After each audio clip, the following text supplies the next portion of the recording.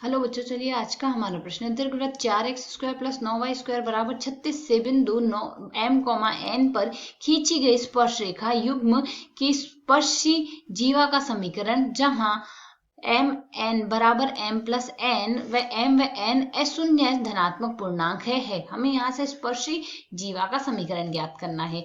तो यहाँ से इस प्रश्न को करने हेतु हमारे पास यहाँ से हमारी मुख्य अवधारणा कार्य करेगी। मुख्य अवधारणा यहाँ से हम लेकर चलेंगे। हमारे पास यदि बिंदु के निर्देशांक x1, y1 दिए गए हैं, तो यहाँ से x1, y1 से जाने वाली रेखा का समीकरण होता है y माइनस y1 बराबर में m गुणा में x माइनस x1। m हमारे पास यहाँ से इस रेखा की प्रवणता होगी। तो यदि अब हम यहाँ से प्रश्न के अनुसार, जहां m बराबर ये है, तो हम प्रवणता लेके चल रहे हैं, प्रवणता। तो यदि हम प्रश्न के अनुसार देखें, हमें क्या दिया गया है, यहाँ से दीर्घवृत्त का समीकरण दिया गया और m व n हमारे पास स्पर्शी जीवा यहाँ से स्पर्श रेखा के युग में दिए गए, जिससे यह रेखा होकर जा रही है, और एम एन हमारे पास इस रूप में दिया गया है। तो यदि हम पहले इसे सरल कर लें, तो हम पहले एक दीर्घवृत्त और देख लेते हैं। दीर्घवृत्त यदि x² बट्टे में a² प्लस y² बट्टे में b² बराबर में, हमें यदि यहाँ से 1 दिया गया है, तो यहाँ से इसकी यदि हम स्पर्श रेखा का समीकरण देखें, तो स्पर्श रेखा यदि x1, y1 से होकर जा रही है, तो स्पर्श रेखा का समीकरण क्या आएगा हमारे पास, यहाँ से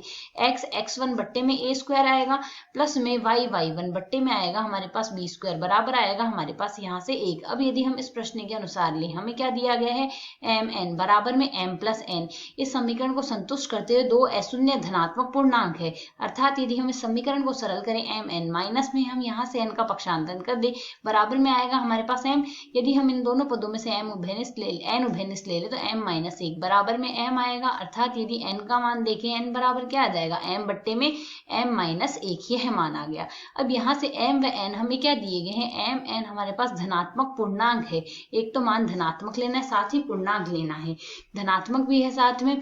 तो यदि हम यहाँ से देखें, m व n का मान हमारे पास, यदि हम m का मान यहाँ से 1 तो ले नहीं सकते, क्योंकि 1 लेते ही n का मान अनंत होता है, जो संभव नहीं होगा। अब यदि हम यहाँ से m बराबर 2 लेके चलते हैं, m बराबर यदि हम यहाँ से 2 लेंगे, उस स्थिति में n बराबर क्या आएगा, 2 बट्टे में 2 माइनस 1, अर्थात n का मान आ जाएगा हमारे पास यहाँ से 2। तो बिंदु क्या आ गया, 2,2 आ गया। ठीक इसी प्रकार यदि m बराबर 3, 4 या आगे लेते हैं, उस स्थितियों में यह पूर्णांक नहीं बनेगा n। इस स्थिति में हमारे पास केवल एक स्थिति के लिए पूर्णांक बन रहा है, तो यह आ गया हमारे पास बिंदु का निर्देशांक। तो अब हमें स्पर्शी का समीकरण लिखना है, तो स्पर्श रेखा का समीकरण, स्पर्श रेखा का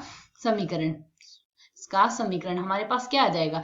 दीर्घवृत्त के लिए देख रहे हैं, तो a² बराबर हमें प्रश्न में दिया गया, समीकरण दी क्या गई है हमें यहाँ से 4x², यह हमें दी गई 4x² प्लस 9y² बराबर 36, यह तो हमें यहाँ से दीर्घवृत्त दिया गया है, दीर्घवृत्त का समीकरण यही दिया गया है। तो इससे यदि हम सरल कर लें, तो हमारे पास यहाँ से मान क्या आ जाएगा, इसके लिए हमारे पास समीकरण बन जाएगी 4x(x1) प्लस 9y(y1) बराबर में आ जाएगा हमारे पास यहाँ से 36। यह रूप भी हम लिख सकते हैं, यह भी हमारे पास स्पर्श रेखा का ही समीकरण होगा। अब x1, y1 के निर्देशांक हमारे पास यहाँ से है 2,2।